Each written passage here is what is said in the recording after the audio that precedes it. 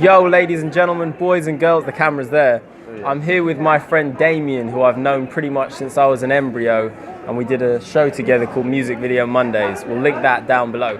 Right now, we're going to be talking about Deadpool 2, and maybe a bit about Deadpool 1. Yeah. Damien's an exceptional artist, and he draws comic books, he writes all that stuff, he knows a lot about it, and you're a big fan of the first Deadpool film, right? Yeah, the first Deadpool was great. Okay, so my experience is I saw Deadpool 2 before I saw Deadpool 1, right? Yeah. So there are certain things in Deadpool 2, like I had a lot of complaints that they kill off his female lover and stuff, right? But I didn't have any emotional attachment to that character because I hadn't seen the first one. I actually liked the second Deadpool more than the first, probably because that's the order that I watched it in. Look at that, the gods are like shining on us. I need to move into lighting. What's happening? Yeah. Special. Got some rim lighting. I don't know how. Oh, that's literally the sun. Nothing we could do about that. That's literally just the angels casting their ethereal glow upon us. The film angels are like, talk about this shit. Come on, let's shine the light on these boys. Yeah, they love us just so much that if you listen closely, you can hear the voices of seraphims dancing in the background. Anyway, so Deadpool 2, what's wrong with it? I didn't like Deadpool 2. I liked parts of it, but I just thought that the whiny fireboy was annoying, and I didn't get why I agree with that. Wade Wilson was desperately trying to save him. I was like, who gives a fuck?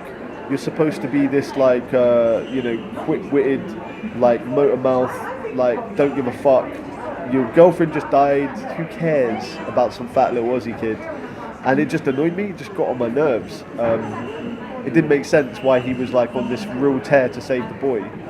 That pissed me off. Well, I thought it was just the idea that there's something bigger than himself, and he has to stop being selfish by learning that. They didn't sell that to me. You know, it literally went from him killing himself, regenerating, and then straight away just saying, "Okay, I'll fight with you, X-Men."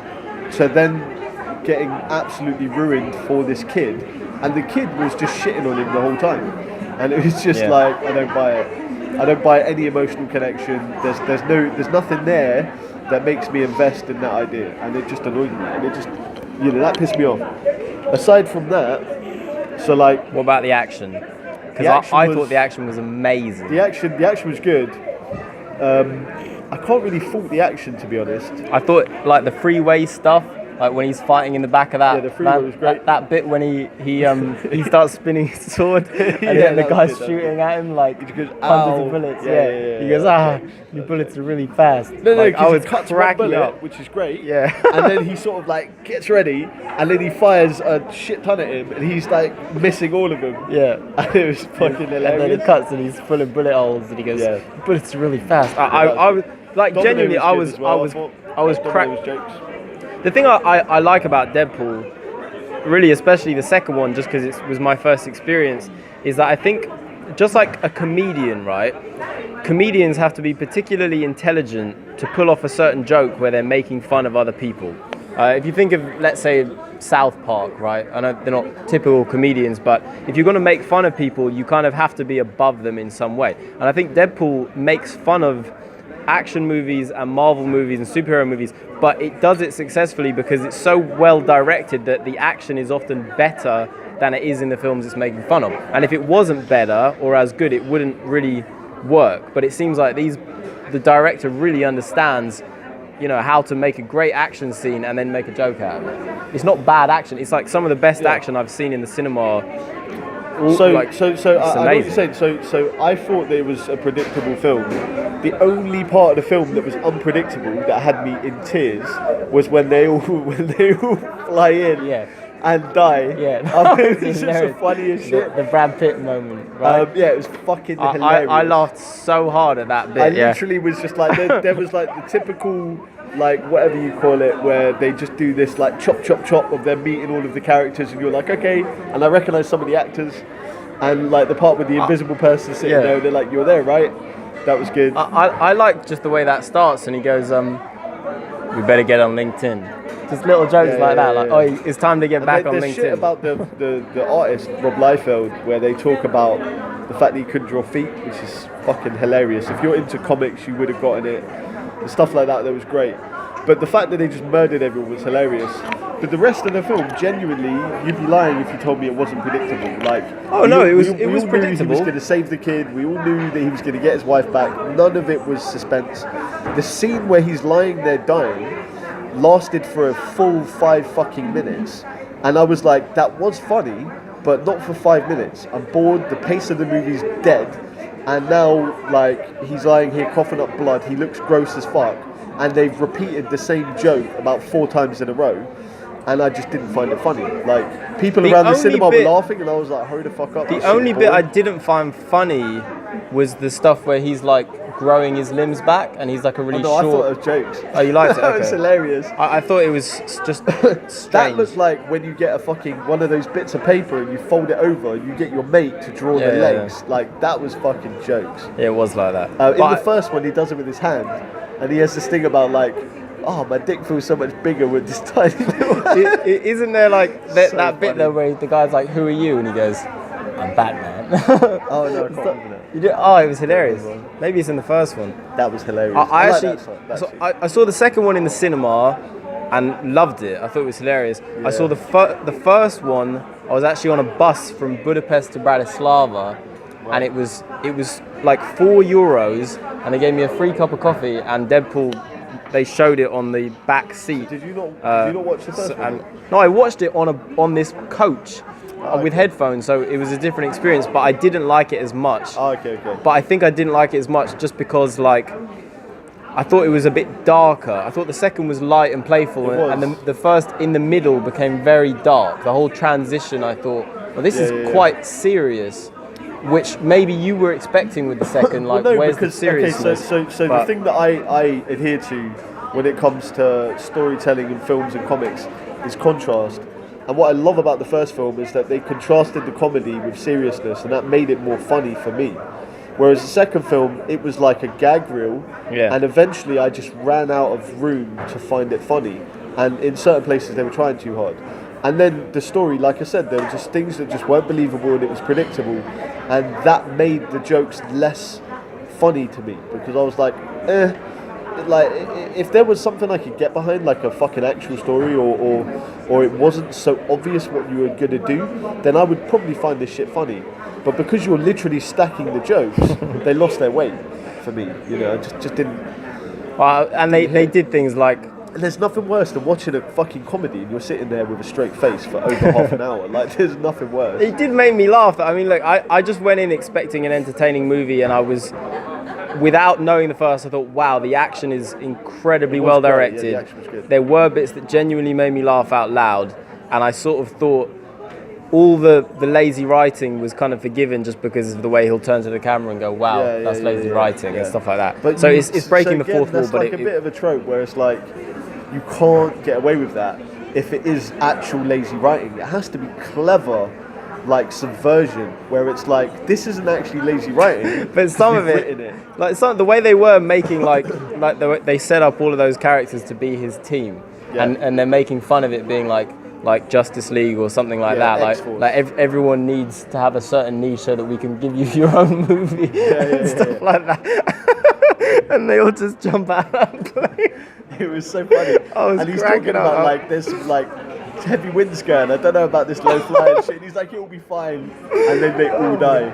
It was brilliant. It was hilarious. I thought. Yeah. I mean, it made me laugh a lot more than a lot of movies. So I wasn't expecting a whole lot, and I don't just get me wrong. I'm not I had one a of great these time people with that's going to sit here and just say the whole film was shit, because it wasn't. But I didn't enjoy it as much as the first, and I just thought that there was some things that they could have done better. Do you know what I like about it? I like the violence, and I like the fact that it's not made for kids. Like, obviously certain kids are going to watch it and like it, but I like the way they're making fun of Marvel and stuff and not taking it too seriously, and it feels like it's, you know, a bit more of an adult film, because the Marvel stuff does get on my nerves a bit. I do feel a bit like this is we're fatigued from, you know, origin story fatigue, man. Like, and it's all for kids though, because we've had like 10 movies in a row explaining how this person got their abilities, and they're all exactly the same. And sometimes you get the same fucking origin story again and again, like Spider-Man. So boring. But they're usually kids films, and if you think of stuff like Tim Burton's Batman, they're not kids' films. And I, it's kind of nice when, even the original Ninja Turtles movie is for kids and it feels less like a kids' film in places than some of the Marvel films. So I like the fact that Deadpool was like, they're swearing and stuff, and I don't know, it just felt like, thankfully, these people are not afraid to put some violence into the movie, because the sort of comics we were reading when we were kids was super violent. Ultra violent. That was a whole We were talking about this earlier, like, as kids, like, me especially, and you were doing it too, was like, you draw pictures to be as violent as possible. Limbs being cut to pieces. Literally and a part of your nature. Yeah. Nothing you can do about it. It doesn't make you a freak if you draw pictures of people stabbing other people. When you're a little boy, as a little boy. You're just expressing yourself. It was everywhere. You'd pick up the Akira comics and you got limbs flying. You look at Fist of the North Star, its head's exploding. And you find it cool. It's like your eyes widen when you see that shit. You're like, that's so fucking cool. Yeah. So I think there isn't a whole much of that in these superhero comic movies, and it's like, well, when I was a kid, the comics were fucking violent. So I like the fact that Deadpool had that in. I definitely thought that the production design on it was great. I thought that... I think his suit looks amazing. I thought that Cable looked great with his cape and his eye. Like, that was sick. Like, the whole setup, all the gear, it was great. It was like, it looked good. Like, the film actually looked really good. Like, the prison looked great. Yeah, no, it looks fantastic. There was a lot of things. Like, there's a thing about people on YouTube who don't like something, and they'll sit there and they will literally go for the guy who made the film as if it was personal. And you can't. You're being a dick. If you don't like it, then try to dissect what about it you don't like. You don't have to shit on every single 100 and 200 of people that was involved, because there was a lot of good things to be found in the film. A lot of my issues with it was like directorial decision making and some scripting. And that, because I grew up watching pure quality 90s and 80s movies that had incredible writing and great production design and limitations that made them have to be creative. Like The Running Man, right? Like Total Recall. He doesn't like The Running Man. Yeah, Total Recall is absolutely amazing. That are essentially flawless. I find it hard to get on board when there's shit that I'm like, come on, man, like, get a good script editor and iron out the creases. Well, I would say, look, I agree when it comes to comedy. I've said this a lot, but great comedy knows usually that there's room for serious moments, sad moments, things like that as well. But I didn't think Deadpool 2 was without it, because the stuff with the girl, I didn't know her from the first film, but I did feel quite an emotional pull the way they did the scene where she's behind glass and he can't touch her. I didn't care. And I liked it. I thought it was cool. She's dead. We know she's coming back though. I don't give a fuck. Just move on. Like, I thought the end was a bit rushed. I thought the whole time machine, let's go back. It was funny, but I liked him. The only part of the end that I liked was when he shot himself while he was reading the script to Green Lantern. That was like, that was the hilarious. rest of it, I was like, I don't care about Wolverine, like, I'm over it. But like when he's looking at Green Lantern, he's like, oh my god, this is going to be a hit. And then he shoots himself. Hilarious. And he signs that cereal box, doesn't he? So funny. He jumps into that woman's window and signs a cereal box with his actual name. Do you remember that bit? Oh no, I don't remember that. He puts his real name on the box instead of the character. It's really funny. Yeah. Anyway, I thought it was a lot of fun. Conflicting views, but I think we both, like, you'd watch the third one, right? Oh, for sure, yeah. So it's not that you weren't like, the this first is terrible. one was good. The second one was meh. The third one, it'd be great too. If it's good. It'll be good if it's good, and it'll be bad if it's bad. I can't. I know everyone liked Deadpool 2. I wasn't that impressed when I watched it, but I think you're in the majority. I think people like the first more than the second. Yeah. But coming in as a newbie, I thought it did a lot more right than it did wrong. That's my review of Deadpool 2. Anyway, we're going to wrap this up because my hand is starting to lose feeling as I'm holding this selfie stick with our super high budget. This was a £1 selfie stick. We're filming in my living room, by the way. So all these people behind me are my personal slaves. They're on break right now. So we got to send them back to work. I want some food. We better tell them to get to it. All right. Anyway, we're going to go now. So peace. Take care of yourselves. Farewell, and may the force be with you always.